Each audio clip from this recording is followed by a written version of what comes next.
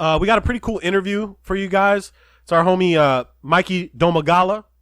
The name might not sound familiar, but his brand, Official NBA Buzz, 2.5 million followers through all of his platforms. Very active on Instagram. We're going to talk about how you build a play. He's 21 years old, dude. This guy's killing it. We're going to talk about how to build your brand, what to do if you're trying to market yourself, and what it takes to actually get 2.5 million followers and monetize it. This is Mikey. All right, what up, everybody? We got our boy Mikey Domagala with us, owner and operator of NBA Buzz, Official NBA Buzz, excuse me. This guy runs a great page, a great Facebook page. We're just going to sit back, talk some hoops with you guys. Mikey, first question. How did you get started, man? You look like you're 12. When did you start? I may look like I'm 12, but I'm 21. Just turned 21. I started in 2012 when I was 12. Oh, shit. Oh, there it is. Yep. So I started, I was trying to join other Facebook pages. I started NBA Buzz on Facebook, and, I was 12 years old. I'm trying to join these pages where everybody's in their teens or into their 20s. They don't think I know anything about basketball. They don't think I know how to run anything, manage anything, which I didn't. So it was all a work in progress, and I said, to hell with it, I'm going to do it on my own. And I started NBA Buzz, and I haven't stopped since January of 2012. Wow, congratulations, man. That's awesome, brother. So that was my next question is when did you start? So obviously 12. Do you create all your own content? Yes, everything is me. I'm basically the only guy making all the graphics. And, like you guys, like everybody else, what you see on Instagram and social media, it's all content from the NBA and, everything like that. But I put my own spin on it. I use Photoshop and Keynote and all those stuff to make my own graphics and do my own interviews. So I'm authentic with, content from other outlets. And, hey, that's everything. That's the news. Comes from different outlets and everywhere else.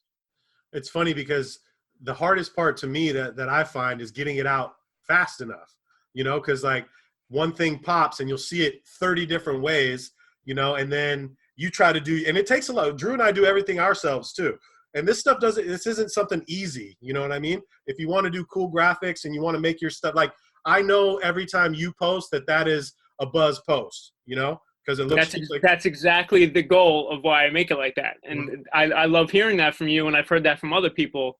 And, it's great. So let me ask you, when you were 12, obviously basketball is something that you paid attention to enough to start a Facebook page. What inspired that? Are you a huge Knicks fan, or are you just a fan of basketball in general? Like, did you play as a kid? Like, how did that all start? Yeah, so, I had that conversation a few days ago with clips. You guys could probably hear my New York accent. Yeah. So, yes, I am a Knicks fan. I've been a Knicks fan for a while when they sucked all the way through the Melo years, and so they suck again right now.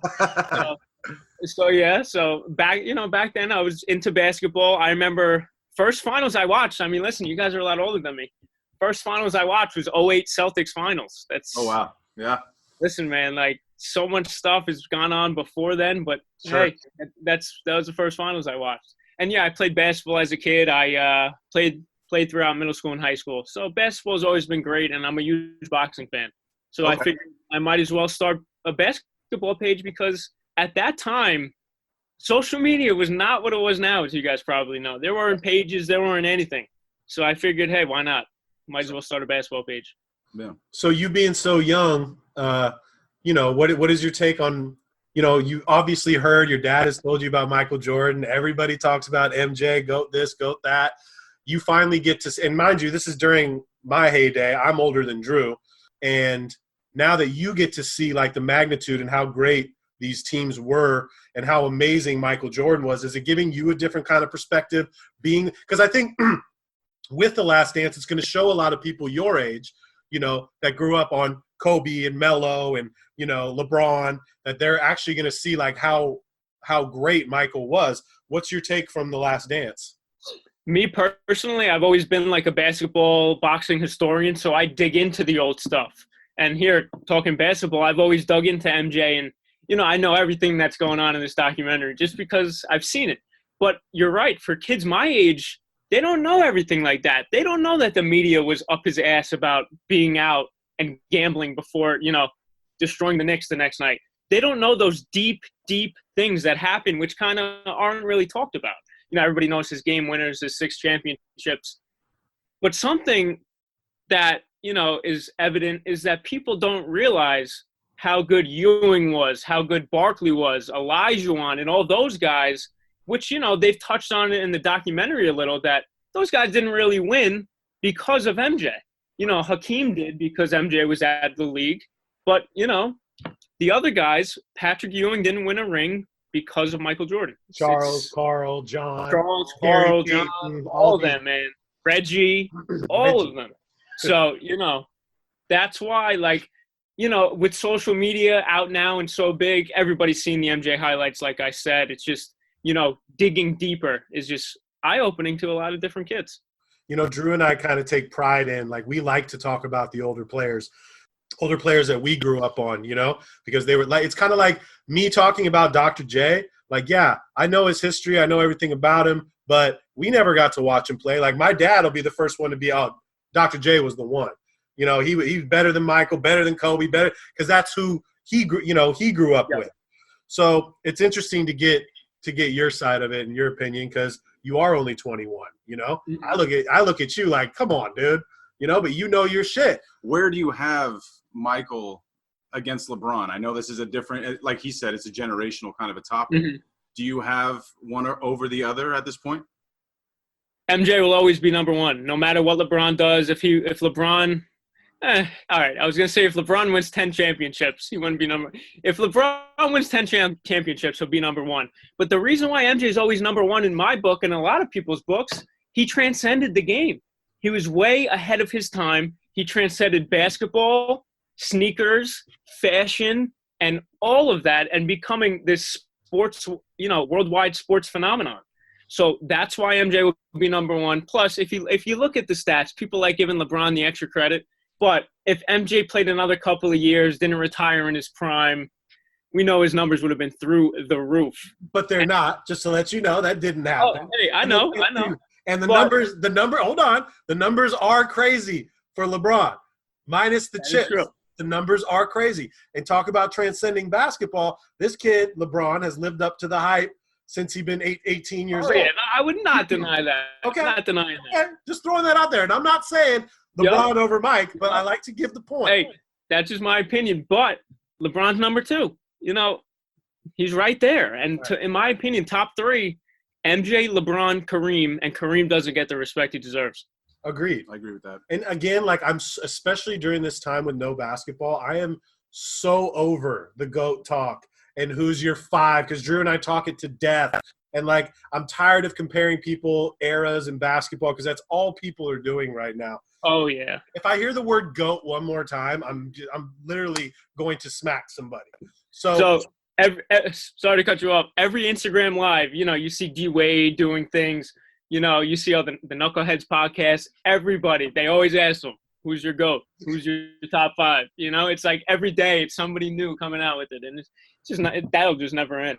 Explain this to me, because Drew and I, we pride ourselves again on putting out original content, coming up with original content, discussions, topics to talk about, really cool interviews to talk about. And we see these humongous pages with millions of followers and their basketball outlets that obviously a lot of people are following them. And it's hard for us. And I'm happy with our 3,000 followers right now because those people mostly listen to our show. And that's basically what we're trying to convey, is tell them that we are a podcast and also this really great social media page for you to engage with. What are some things that people like us or other brands that are listening, because we have a lot of brands, dope brands, really cool brands that are trying to build their brand through social. What are some things or some traits that they can start implementing to build their audience? Yeah, man, good question. You know, thinking out of the box is definitely the top one. Like, I've been doing that recently myself. You know, these big pages may post about something like today, Chris Paul's birthday, right? Everybody's saying, "Oh, happy birthday, Chris Paul." But instead of saying happy birthday, Chris Paul, I already have the content made and ready to post later. I'm going to dig deep and post about the video and the time he scored like 65 points in high school for his grandfather's birthday. It's a great one. Because nobody's covering that. Right. So I think taking a different angle on certain things and not posting the main thing is one strategy. Two, I would say, making the unique content, whether it's bringing your own style, like you complimented my style and knowing it's an NBA Buzz post, doing that. And thirdly, if you can, and you conduct interviews, bringing in people, NBA players and people that people want to listen to. You guys had Craig Hodges. I mean, listen, that's, he won those 3-point contests, and, he was an activist as well before activism was really this huge thing in sports. So, yeah, I think doing those 3 strategies, there's a lot more. You could, do a lot of different things. Can't think off the top of my head right now, but those are 3 main ones I always tell people. I totally agree with you, and I also feel doing these kind of things, co-branding, Yep. reaching out, and it's actually really easy because our circle is the same. Like, we all know the same amount of people, you know what I mean? Exactly. And I think the influencer marketing is very, very important because I just think a lot of the stuff I'm seeing, and Drew, I know Drew thinks this as well, is I just see a lot of corny shit, right? And I just see a lot of people just going for the likes. And when I see a midget dunking a basketball off a trampoline and it gets, 1.7 million views, and then we post something that's super real and it's Craig Hodges and I'm getting 280 views, like, what are we doing wrong? Is it really the timing? And I'm not saying that happens for every one of them, because we have shit that goes viral all the time. But, like, do we need to be doing more Facebook marketing and ads? And is it the hashtags? Is it like what is the most important things to be doing? I got you. Well, to answer the end of that, hashtags are definitely great for Instagram. Facebook ads, stay away from. I read something that if you buy Facebook ads, Facebook will show your stuff afterwards to less people, so you're forced to keep buying, and it's a never-ending cycle. You know what I mean? Really? So that's what I learned about Facebook ads.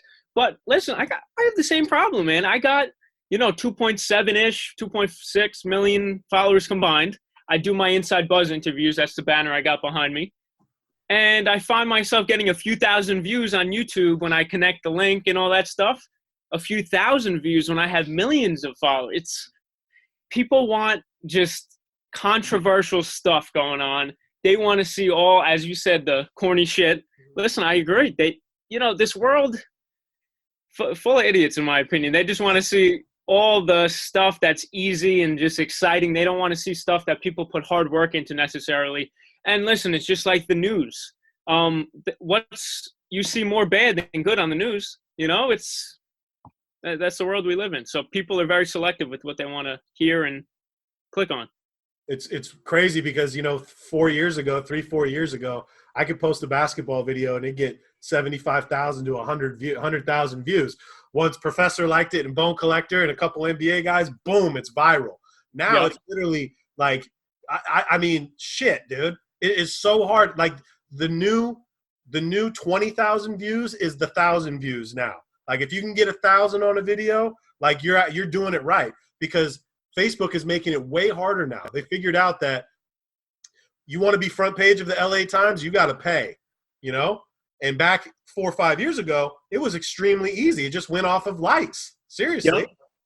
No, I agree 1,000%, because think of, since 5-6 years ago, how many people have joined Instagram. Mm-hmm. You know how many pages on a daily basis ask me these strategies that they could grow and stuff like that, how they could get started? In the back of my mind, I'm thinking, you're a few years too late. You know what I mean? You got to think of a different angle and a different spin to put on this stuff. I've been doing this for about 8 years now. You're just starting in 2020, so the market is so filled up that, Clips, that's part of the reason that the 20,000, the 2,000 is the new 20,000. Facts. I wish they could see how much work we put into this stuff, right? So we come up with the show. Drew drives an hour to get up here. We do this twice a week. We have great content. We record a great show. Drew goes home, spends a few hours, it could be longer, editing, making it perfect. I'm working on the artwork and trying to get people engaged and look like hours. We're talking tens of hours on some of this stuff. And then trying to learn like the new platforms, the waves, all this stuff to create more content. TikTok. right? Yeah, I'm not doing that. We refuse. Drew and I refuse to do it. I'm not doing it. I refuse to do That's it. a generational thing. It is. We're Oh just yeah, no, I agree. Hey, I'm on it. It's just easy followers, you know. So. I get it. It is so easy, and yeah, we probably should be doing that, but we can barely keep up, right? And you know, the other thing is I'm looking at all these, and I hate the word influencer because everybody feels they're an influencer now, and it's like this is going back to getting a post viral or whatever. Like one of those influencers will be like, if you comment 30 times you got to comment 30 times the letter I, right? And most of these influencers will do it, and you'll get a follow back. So they'll have like 10,000 comments or 5,000 comments, and that's what makes their shit go viral. And to me, and that's the definition of corny shit, as you would corny, say. You know what bro, I mean? it's like, corny. It's like, come on. Believe me, I know exactly what you mean. Exactly. Okay. You know, this is a weird time for the NBA right now. Obviously, we're in limbo. We're all hearing the same kind of information. Where do you think this is going from here? Man, you know, really tough position because the NBA and every other sports league doesn't want to resume because what if their players get sick or what if people die because of it? You know, this is real stuff. Death. You don't want to, you know, like I said, hop in at the wrong time. In my opinion, the NBA should just slowly start, you know, opening their facilities like they're going to do over the next couple weeks. I just saw 3 teams are going to open on May 8th. Slowly do that, and I think just resume the season as soon as you can without the fans.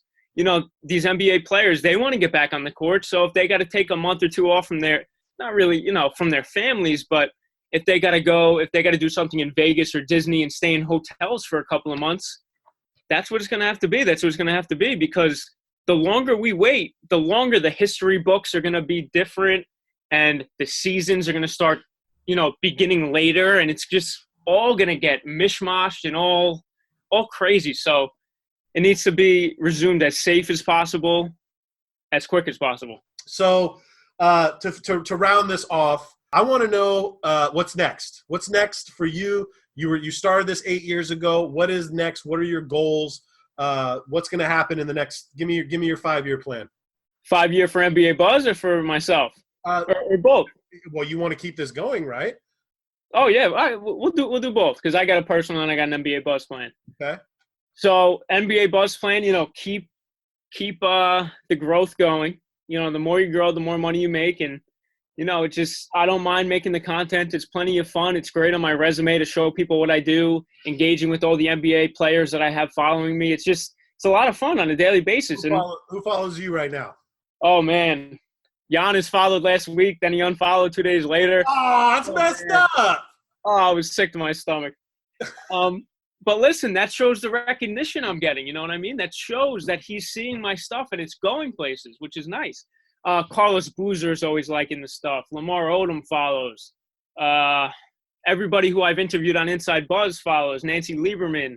That was got a lot of NBA followers, and it's awesome. That's awesome. Wally Zerbiak, the Long Island boy. Right. Lives about 20 minutes away. A lot of guys. So for me, yeah, NBA Buzz goal is to keep doing that and tied into NBA Buzz, keep doing my Inside Buzz interviews, which is just growing my resume and all that stuff. And long-term future plan for me, 5 years, you know, become a journalist, a TV host, and do something in sports, whether it's a sideline reporter. I love late-night television. I've been itching to maybe get into that somehow. You know, I've been looking at the path of Jimmy Kimmel. He was never thought he'd be a late-night host, and I love late-night television. And who knows? That's awesome. It is awesome, man. And right now, this is the time for people your age to really, you have all these different platforms where whatever you want to do, you can do it now. Like if you want, you can do a late night talk show from your house right now with that background, you know, same thing with Drew and myself.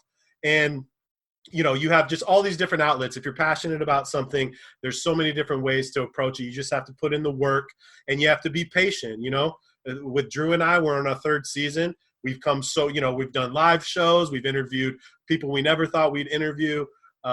And I think, you know, a lot of people think that this shit just happens overnight, and it does not.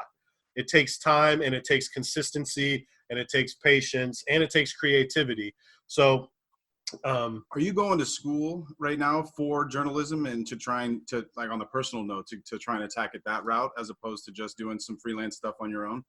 Yep. Yeah. No, this is all driving my career. I'm a junior at Long Island University in Long Island, New York, Yep. and just finished up going into my senior year.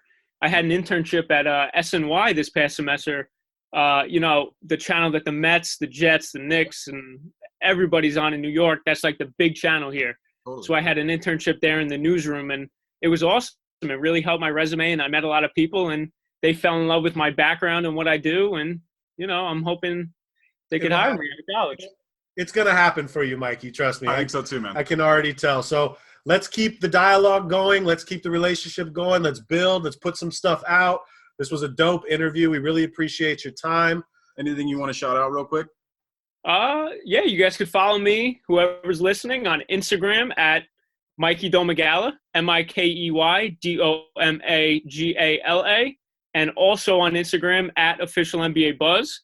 On Facebook, it's just plain old NBA Buzz. Twitter's Official NBA Buzz. And on YouTube, check me out, Inside Buzz with Mikey Domagala. My most recent interview with Etan Thomas, former MJ teammate on the Wizards, gave me some exclusive stories, and that was awesome to talk about. Having Keon Dooling on next week, and we're going to chop it up about mental health in the NBA, his career with the Boston Celtics, and, hey, you guys could, stay tuned for that as well. Let me tell you something about Keon Dooling, bro. I was at his first NBA game with the Clippers, and I swear to God, he dunked on Mutombo his first game. If I remember correctly, Keon used to bang on people. I've been watching highlights when he was younger. I know. Keon on the I'm Clippers, excited for it.